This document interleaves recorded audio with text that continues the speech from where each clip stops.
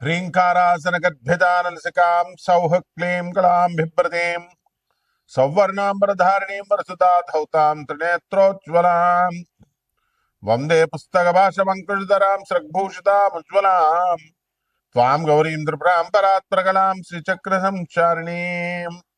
ఓం శ్రీ బెజవాడ కనకదుర్గాదేవ్యై నమః. శ్రీ దుర్గామల్లేశ్వరాభ్యాం నమః. ఓం శ్రీ గురుభ్యో నమః. మనకి గోలోకం వెళ్ళలేం. శ్రీకృష్ణ పరమాత్మని రాధాదేవిని అక్కడ మనం చూడలేం. కొన్ని కోట్ల సంవత్సరాల తపస్సు చేసినా సరే గోలోకం వెళ్ళలేం మనం.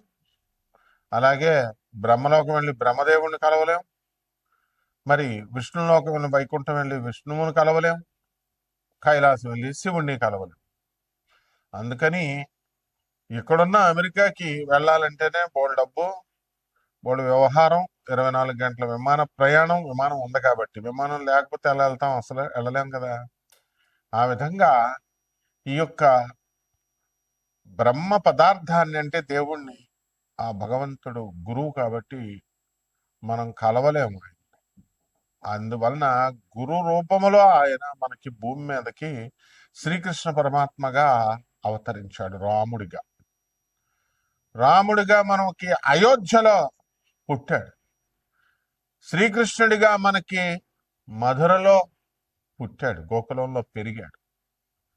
ఇంత క్లియర్ కట్గా మనకు అయోధ్యలో మనం గుడి కట్టుకుంటున్నాం, భక్తులు వెళ్తున్నారు, రామనామ జపం చేస్తున్నారు, ఇక్కడ కృష్ణనామ జపం చేస్తున్నాం మనం. భూమి మీదే ఉన్నటువంటి బృందావనంలో రాధాకృష్ణుల మీటింగ్ పాయింట్, లవర్స్ స్పాట్, వాళ్ళిద్దరు కూడా నిధివనంలో కలిసేవారు. ఇవన్నీ కూడా వాటికి సింబాలిక్ రిప్రజెంటేషన్స్ గా మనకి ఇప్పటికి కూడా మనకి ఈ నిధివనము, ఈ బృందావనము ఇవన్నీ ఉన్నాయి. మరి చక్కగా అసలు భగవంతుణ్ణి మనం కలవలేను కాబట్టే ఆయన మన మీద ఎంతో కరుణతో భూలోకానికి వచ్చి రాముడిగా కృష్ణుడిగా మనకి బోధించి, ఇలా మానవుడు ఇలా బ్రతకాలని రాముడిగా చూపించి వెళ్తే మనమేం చేస్తున్నామండి? మనము పనికిమాలిన కథలు చెప్తున్నారు. మైథలాజికల్ స్టోరీస్ అంటాడు ఒకడు. రామాయణం అది కావ్యం ఎవరో రాసేశారు, వాల్మీకి రాశాడు. లేకపోతే భాగవతం మనకి అదంతా కూడా జరగలేదు, మహాభారతం అంతా కూడా రాసేశారని ఇట్లా పనికిమాలినటువంటి విషయాలు చెప్తారు. మరి అటువంటి స్వామివారు సాక్షాత్తు మనల్ని జ్ఞానబోధ చేయడానికి భూమి మీదకి వస్తే మైథలాజికల్ స్టోరీ అంటున్నాము. రాముణ్ణి, కృష్ణుడి యొక్క అస్తిత్వాన్ని ప్రశ్నించే విధంగా మరి ఆ కావ్యమే తప్పు, ఆ కావ్యమే రామాయణ కావ్యమే మైథలాజికల్ స్టోరీ, అది పురాణాలన్నీ కల్పితాలంటే రాముడు కృష్ణుడు కల్పితాలనా? మరి ఏమైపోయారు? మరి ఇక్కడ మనకి కృష్ణుడు పుట్టాడు కదా, మరి మధురలో రాముడు పుట్టాడు అయోధ్యలో. మరి ఇవన్నీ ఎందుకు చేస్తున్నాం మనం? అంత రామనామ మంత్రం, కొన్ని వేల సంవత్సరాల నుంచి రామ మంత్రాన్ని జపం చేస్తున్నాం. కొన్ని లక్షల సంవత్సరాల నుంచి తారక మంత్రం మనం జపం చేస్తున్నాం. మరి మామూలు మధ్యలో వచ్చినటువంటి వాళ్ళు ఇప్పుడు వాళ్ళందరి పేర్లు మనం జపం చేస్తామా? కొద్ది కాలం ఉంటుంది, వాళ్ళది అదృశ్యమైపోతుంది. అంటే దీన్ని బట్టే మనకి అర్థం అవుతుంది అనమాట. కాబట్టి గురుమండలం మనం సంతోషించాలి. మనతో కాంటెంపరీస్ గా ఉన్నారు, మన భూమి మీద కాలు పెట్టారు. అసలు మనం బ్రహ్మలోకానికి గెంటేస్తారు మనం రాని. అటువంటిది మన భూమి మీద ఆయన స్వామివారితో మనం ఉన్నాము అనే కృతజ్ఞతాభావంతో వారు చెప్పినటువంటివన్నీ కూడా నేర్చుకుని మనం ఆదర్శవంతంగా బ్రతకాలి. ఇది గురుమండల వ్యవస్థ బాగున్న వాళ్ళకి అర్థమవుతుంది. ఇక్కడ ఏంటంటే జాతక శాస్త్రంలో గురుడు శుక్రుడు ఇద్దరు కూడా మరి గురువులుగా పరిగణించబడ్డారు. గురువేమో బృహస్పతి దేవతల గురువయ్యాడు. మరి శుక్రాచార్యుల వారు రాక్షసుల గురువయ్యాడు. మొట్టమొదటిగా పాపం దేవతల గురువు కావాలనుకున్నాడు, అదృష్టం కలిసి రాలేదు. అందువలన ఆయన్ని రాక్షసుల గురువు కావాల్సి వచ్చింది. ఆ రాక్షసుల గురువు అయినప్పటికీ కూడా ఆ రాక్షసుల యొక్క క్షేమాన్ని ఆయన కోరి ఎంత ప్రతి క్షణం కూడా ఆయన మంచిగా చెప్తున్నప్పటికీ కూడా వీళ్ళు వినకుండా ఆయన్ని ఎదిరించడం, ఆయన చెప్పిన మాట వినకుండా వాళ్ళు పతనమైపోవడం, ఈ లాస్ట్కి మన యొక్క ఆ, బలి చక్రవర్తి బలి, రాక్షస చక్రవర్తి బలి కూడా అదే విధంగా అయిపోయాడు. కాబట్టి ఇదంతా మనకి గురువు యొక్క కృప ఉండాలి. ఆ బృహస్పతి కూడా శుక్రాచార్యుల వారికి నమస్కారం పెడతాడు. శుక్రాచార్యుల వారి శిష్యుడు అతను.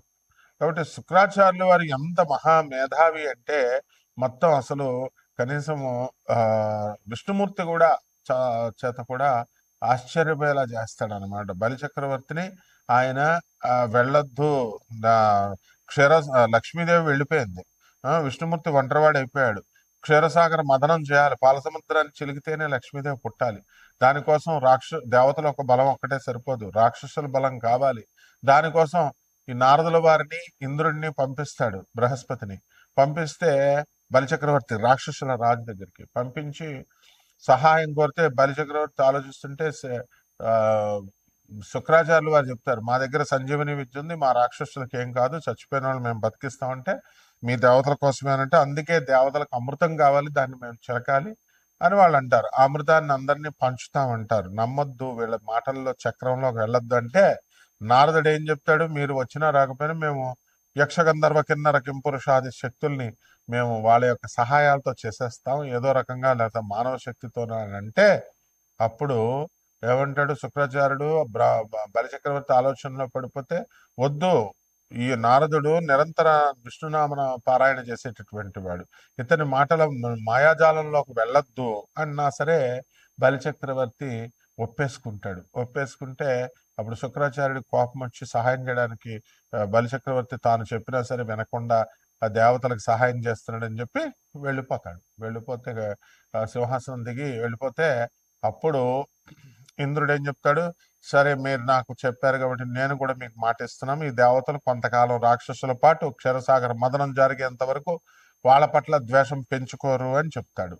చెప్పిన తర్వాత ఈ యొక్క నారదుల వారు అందరూ సంతోషించి వెళ్ళిపోతుంటే అప్పుడు విష్ణుమూర్తి దగ్గరికి వెళ్ళి విజయం సాధించామని చెబితే విష్ణువు ఎంత కరుణామయుడో చూడండి. ఆయన ఏమంటాడు, శుక్రాచార్యులు వారి గురువుని ఎదిరించాడు బలిచక్రవర్తి, అందువలన గురువుని ఎదిరించిన తర్వాత ఇంక నువ్వు అది సక్సెస్ కాదు, నేను అసలు ఈ క్షీరసాగర మదనం చేయగలను చేయలేను, అది సక్సెస్ అవుతుందో అవ్వలేదో, అవాంతరాలు వస్తాయి. గురువు ముందు బలిచక్రవర్తి శుక్రాచార్యుని ప్రసన్నం చేసుకోవాలా, శరణ వేడాలి, అప్పుడు మాత్రమే మీకు వస్తుంది అని చెప్తాడు.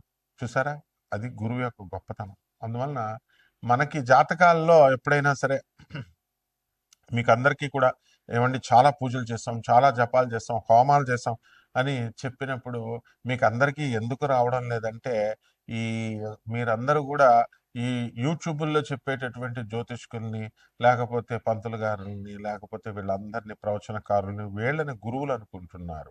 వీళ్ళ గురువులు ఎన్నటికీ కాలేరు. మరి ఎవర్రా అంటే జగద్గురువు ఆదిశంకరాచార్యులు వారు, రామానుజాచార్యులు వారు, మధ్వాచార్యులు వారు, అలాగే స్వామి వివేకానందుడు ఆదిశంకరాచార్యుల వారు. మరి వీళ్ళందరూ కృష్ణం వందే జగద్గురు శ్రీకృష్ణుడు, దత్తాత్రేయుడు, దక్షిణామూర్తి, వీళ్ళు ఎప్పుడైనా మూఢనమ్మకాలు పెంచారా మీకు? పెంచలేదు.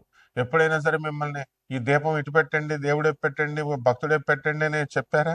నైవేద్యాలు ఇన్ని రకాలు పెట్టండి, ఈ ముహూర్తం సూర్యోదయం లోపల అయిపోయేలాగా పూజ చేసేయండి, అప్పుడు మీకు వచ్చేస్తాయి, అసలు పూజ చేసేయండి మీకు అన్ని కూడా లాభాలు వచ్చేస్తాయి అని ఎప్పుడైనా బోధించారా వాళ్ళు? నీ యొక్క సోల్ గురించే చెప్తారు. నీ ఆత్మ పరమాత్మలో కలవాలి, ఇద్దరికి కూడా తేడా లేదు, నువ్వే పరమాత్మవి, నిన్ను నువ్వు తెలుసుకో, భగవంతుడిని తెలుసుకో, అంతేగాని భగవంతుని చూడడానికి ప్రయత్నించకు, చూడలేవు అని చెప్పారు. మరి అందువల్లనే ఇవన్నీ కల్పితాలు కాదు, వేదఘోష అంతా కూడా శాశ్వతమైనటువంటిది, స్వయం జనితమైనటువంటిది. కాబట్టి ఇది తెలుసుకున్నప్పుడే మీకు పూజలు ఎన్ని పూజలు చేసినా ఎన్ని నోములు చేసినా సక్సెస్ అవుతాయి. కాబట్టి మీ యొక్క ద్వాదశ రాశుల వారి మీద కూడా ఈ యొక్క గురు యొక్క శుక్రు యొక్క ప్రభావము ఎలా ఉంటుందో మనం చెప్దాం.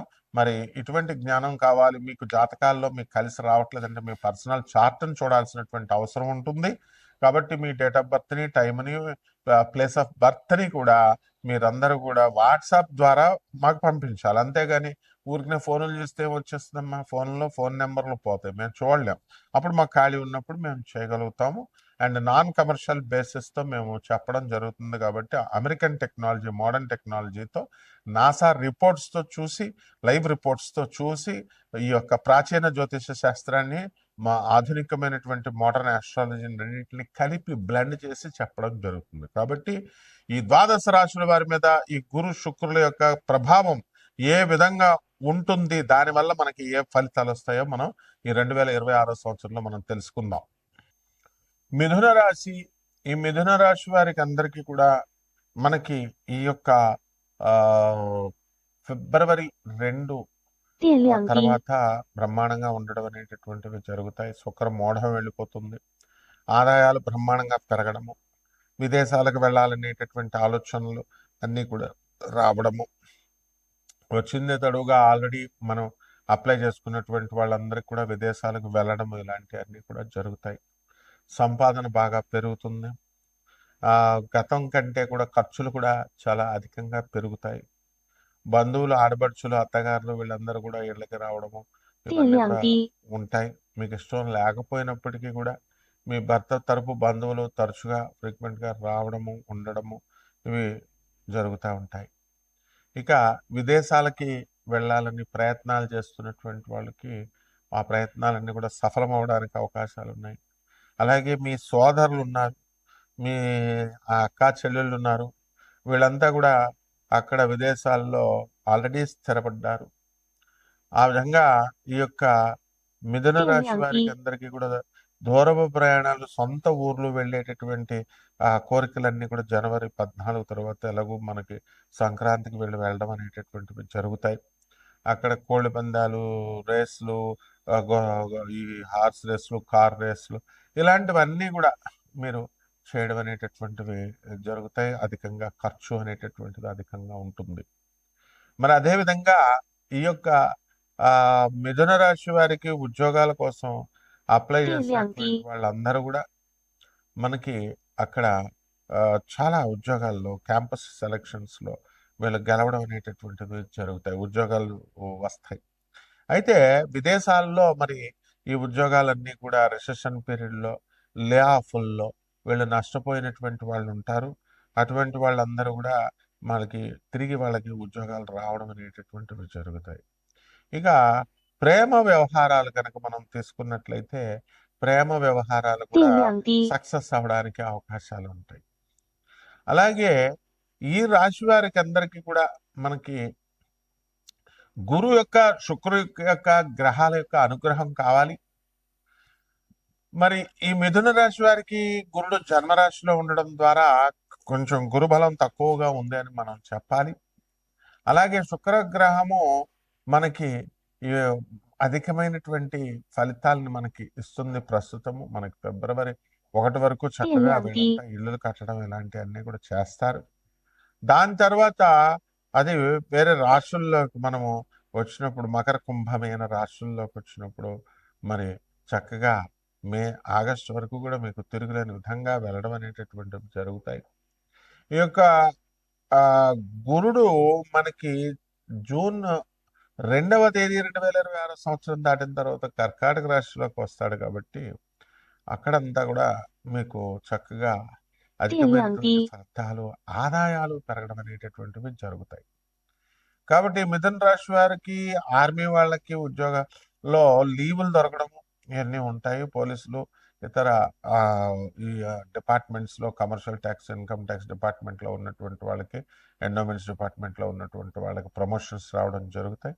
మీకు ఆధ్యాత్మికంగా మంచి గురువు దొరకడం అనేటటువంటివి జరుగుతాయి. పాత గురువులు ఎవరితో అయితే మీరు మిస్ అయ్యారో అటువంటి వాళ్ళు మళ్ళీ తిరిగి రావడానికి అవకాశాలు ఉంటాయి. ఇక పరిహారం వచ్చేసరికి ఈ యొక్క శుక్ర జపం చేసుకోండి, శుక్ర స్తోత్రాలు చదవండి. శుక్రుడికి కిలోంపావు బొబ్బర్లని తెలుపు రంగు వస్త్రాన్నిచ్చి పేద బ్రాహ్మణులకి మనం శుక్రవారం నాడు ఉదయం 6 గంటలకు దానం చేసుకోండి. అలాగే దశమహావిద్యల్లో ఒకటైనటువంటి కమలాత్మిక అమ్మవారి యొక్క హోమాన్ని మేళ్లలో జరిపించుకోవడము, కమలాత్మిక మంత్రాన్ని మీరు జపం చేసుకోవడం ద్వారా బ్రహ్మాండంగా మీకు ఫలితాలు వస్తాయి. శుభమస్తు.